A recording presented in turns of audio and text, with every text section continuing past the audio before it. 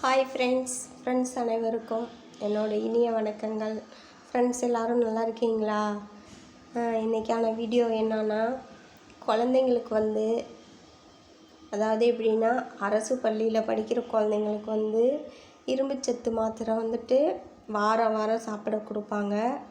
அதை நீங்கள் உங்கள் குழந்தைங்கக்கிட்ட கேட்கணும். வாரம் வாரம் உங்கள் பள்ளியில் இரும்புச்சத்து மாத்திரையெல்லாம் கொடுக்குறாங்களா, அதெல்லாம் கரெக்டாக நீங்கள் சாப்பிட்றீங்களா அப்படின்னு நீங்கள் கேட்கணும். அதாவது ஆம்பளை பசங்களுக்கும் கொடுக்குறாங்க, பொம்பளை பிள்ளைங்களுக்கும் கொடுக்குறாங்க, சரிங்களா? அந்த இரும்புச்சத்து மாத்திரை எதுக்கு குடிக்கிறாங்கன்னா, அதாவது இரும்புச்சத்து உடம்புல இரும்புச்சத்து மாத்திரை, இரும்புச்சத்து அயன் சத்து அதிகம் இருக்குது. அப்போ அது சாப்பிட்டா எலும்பு நல்லா ஸ்ட்ராங்காகவும், அதாவது பாடியும் நல்லா ஸ்ட்ராங்காக இருக்கும். அதுக்காகத்தான் இந்த இரும்புச்சத்து மாத்திரை சாப்பிட சொல்கிறாங்க. ஆனால் நிறைய குழந்தைங்கள் என்ன பண்ணுறாங்க, இந்த இரும்புச்சத்து மாத்திரை சாப்பிட்றதுனால எனக்கு ஒரு மாதிரி அந்த வாடை எனக்கு பிடிக்கல, அடுத்தது அது சாப்பிட்டா ஒரு மாதிரி ஆகிருக்கு அப்படின்னு சொல்லிட்டு நிறைய குழந்தைங்க என்ன பண்ணுறாங்க, மாத்திரையை எடுத்து தூக்கி போட்டுறாங்க. அந்த மாதிரி தூக்கி போடுறதுக்கு நீங்கள் விடக்கூடாது, சரிங்களா? உங்கள் குழந்தைங்க படிக்கிற பள்ளிக்கூடத்தில் சார் டீச்சர்கிட்ட நீங்கள் சொல்லி வச்சிடணும். வாரம் வாரம் நீங்கள் இரும்புச்சத்து மாத்திரை கொடுப்பீங்க, அதை என் குழந்தை சாப்பிடலைன்னா அதை சாப்பிட சொல்லுங்கள், மிரட்டியாவது சாப்பிட சொல்லுங்கள் அப்படின்னு சொல்லி நீங்கள் வச்சு அந்த இரும்புச்சத்து மாத்திரையை அவங்க சாப்பிட்ற மாதிரி நீங்கள் ரெடி பண்ணணும், சரிங்களா? அடுத்தது அது எப்படின்னா, ஒரு 6 வயசுக்கு மேலே, ஒரு 9 வயசுள்ள குழந்தைங்களுக்கு, பசனுங்க பொண்ணுங்க, இவங்களுக்கு கீரை நல்லா சேர்க்கணும். அது எப்படின்னா, வாரத்துக்கு 2 நாளாவது சாப்பாட்டில் கீரை சேர்க்கணும். ஏதாவது ஒரு கீரை கண்டிப்பாக சேர்க்கணும். இப்போ இருக்க நிறைய பேர்த்து வீட்டில் கீரை செய்கிறதே பெரும் சிரமமாக இருக்குது. அதை கீரை யார் வாங்கி அதை யார் க்ளீன் பண்ணணும், க்ளீன் பண்ணிட்டு அதெல்லாம் போய் யார் செய்வா அப்படின்ட்டு நிறைய பேர் என்ன பண்ணுவாங்க, அதெல்லாம் செய்கிறதுக்கு டைம் இருக்க மாட்டேங்குதுன்னு சொல்லிட்டு நிறைய பேருக்கு வீட்டில் கீரையே செய்ய மாட்டேங்கிறீங்க. பெற்றோர்கள் பண்ணுற தப்பு, தாய்மார்கள் நீங்கள் பண்ணுற தப்பு இதுதான். வாரத்துக்கு 2 நாள் செய்ய முடியலனாலும் வாரத்துக்கு 1 நாளாவது உங்கள் குழந்தைங்களுக்கு நீங்கள் கீரை சேர்க்கணும். கீரையெல்லாம் சாப்பிட்டாதான் உங்கள் குழந்தைக்கு தேவையான சத்து உங்கள் குழந்தையோட உடம்புல போய் சேரும். இதை முதல்ல தாய்மார்கள் நல்லா தெரிஞ்சுக்கோங்க, சரிங்களா? கீரை சாப்பிட்றதுனால என்ன பயன் அப்படிங்கிறதையும் நீங்கள் உங்கள் குழந்தைங்களுக்கு சொல்லி கொடுக்கணும். சொல்லி கொடுத்து நீங்கள் சாப்பிட வச்சு பழகணும், சரிங்களா? ரொம்ப வேணாம், நார்மலாக கிடைக்கக்கூடிய முருங்கைக்கீரையே போதுங்க. முருங்கைக்கீரையே கொடுத்தா வேணாங்க, இரும்புச்சத்து அதில் அதிகமாக இருக்குது. இப்போ இரும்புச்சத்து ஒரு சில குழந்தைங்க என்ன பண்ணுவாங்க, இரும்புச்சத்து மாத்திரையே சாப்பிட மாட்டாங்க. அப்போ மாத்திரை சாப்பிடாமல் இருக்கிறப்ப என்ன பண்ணும், இந்த கீரையெல்லாம் கொடுத்தீங்கன்னா கீரையிலே வேணாங்க இரும்புச்சத்து அதில் நிறைய இருக்குது. இது நிறைய பேத்துக்கு தெரிய மாட்டேங்குது, சரிங்களா? ஒன்று முருங்கைக்கீரை கொடுங்க, இல்லையா புளிச்சக்கீரை கிடைக்கும். புளிச்சக்கீரையில் அவ்வளோ இரும்புச்சத்து இருக்குது, சரிங்களா? புளிச்சக்கீரை கொடுக்கலாம், இல்லை அரைக்கீரை, தண்டுக்கீரை, கீரையிலே பல வகை இருக்குது. ஏதாவது ஒரு கீரை தயவு செஞ்சு உங்கள் குழந்தைங்களுக்கு, பள்ளி செல்கிற குழந்தைங்களுக்கு தயவு செஞ்சு கொடுங்க, சரிங்களா? இப்போ கடையில் விற்கிற மற்ற மாதிரி உணவு பண்டங்கள்லாம் அந்த சத்தெல்லாம் இருக்காது. ஆனால் கீரையில் அந்தளவுக்கு சத்து இருக்குது. அதை முதல்ல நல்லா தெரிஞ்சுக்கோங்க, சரிங்களா? டெய்லி நீங்கள் செய்ய வேணாம், வாரத்துக்கு 1 நாள் நீங்கள் தயவு செஞ்சு உங்கள் குழந்தைங்களுக்கு கீரையை சாப்பாட்டில் சேர்த்துருங்க, சரிங்களா? அது எப்படின்னா, குழந்தைங்களுக்கு நிறையா குழந்தைங்க கீரை சாப்பிடாமல் இருப்பாங்க. அப்போ அது சாப்பிட்ற அந்த குழந்தை விரும்பி சாப்பிடணும். சாப்பிட்ற மாதிரி நாம் செஞ்சு கொடுக்கணும்.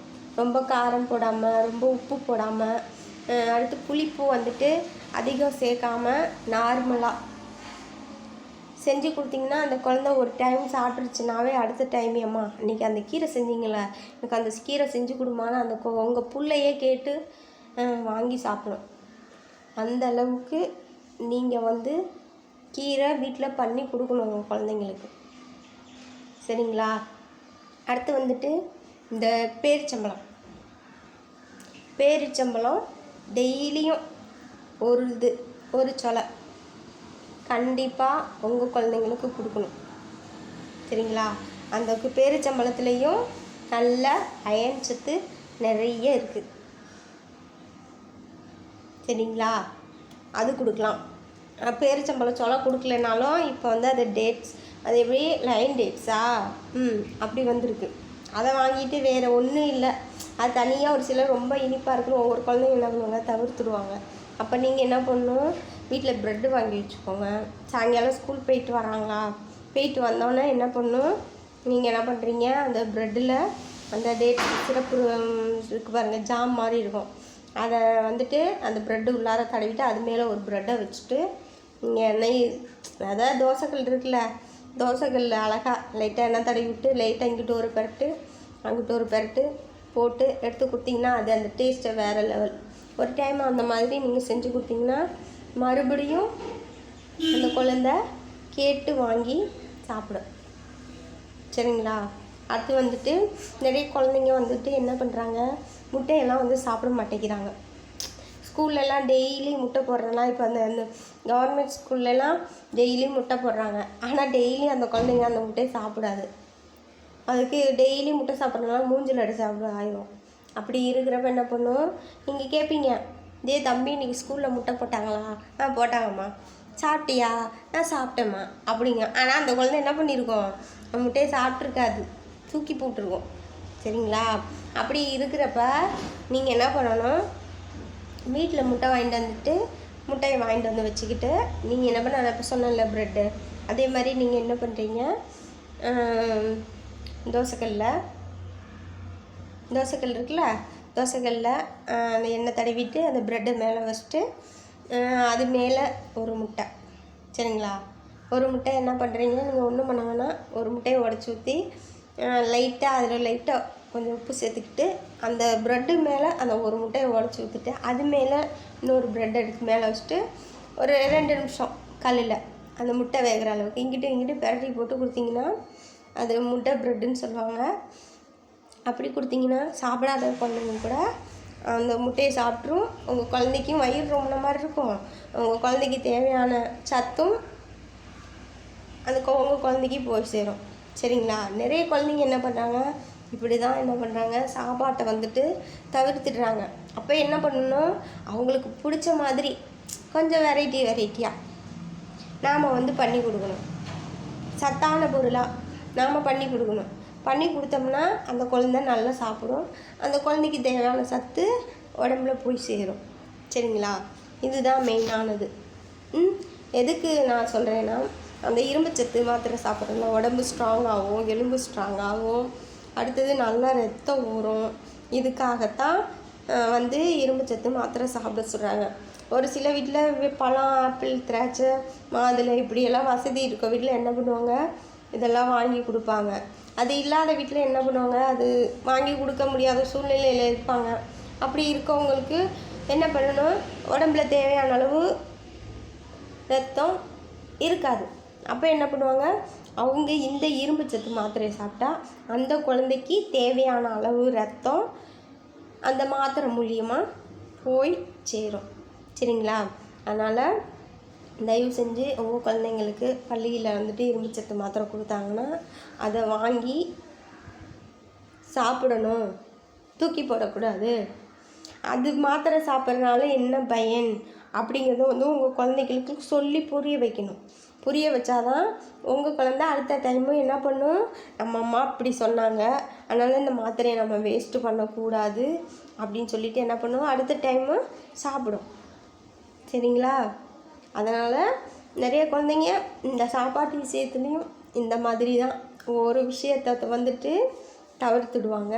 அந்த மாதிரி அந்த தவிர்க்கக்கூடிய விஷயத்தை என்ன பண்ணணும், குழந்தைங்க வந்து விரும்பி சாப்பிட்ற மாதிரி நாம் வந்து வீட்டில் வந்து ரெடி பண்ணி கொடுத்தோம்னா சாப்பிடாத குழந்தைங்க கூட நல்லா அழகாக சாப்பிடுவாங்க.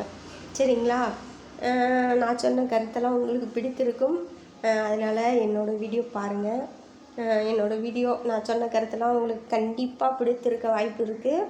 என்னோடய வீடியோ பாருங்கள். என்னோடய வீடியோ பார்த்துட்டு என்னோடய வீடியோவுக்கு சப்ஸ்கிரைப் பண்ணுங்கள். அடுத்து லைக் பண்ணுங்கள். அடுத்து கமெண்ட் பண்ணுங்கள். அடுத்து ஷேர் பண்ணுங்கள். ஏன்னா உங்கள் ஃப்ரெண்ட் உங்கள் வீட்டில் வந்துட்டு ஒரு குடும்பம்னு இருந்தாவே குழந்தைங்க இருப்பாங்க. நிறைய பேர்த்துக்கு இந்த விஷயம் தெரியும், நிறைய பேர்த்துக்கு இந்த விஷயங்கள் தெரியாமல் இருக்கும். இப்போ நீங்கள் என்ன பண்ணுறீங்க, என்னோடய வீடியோ வந்துட்டு அவங்களுக்கு ஷேர் பண்ணிவிட்டு தொடர்ந்து என்னோடய வீடியோ பார்க்க சொல்லுங்கள். மீண்டும் ஒரு குழந்தைகள் சம்மந்தமான அடுத்த ஒரு கருத்தான வீடியோவில் நம்ம மீண்டும் சந்திக்கலாம். தேங்க்யூ.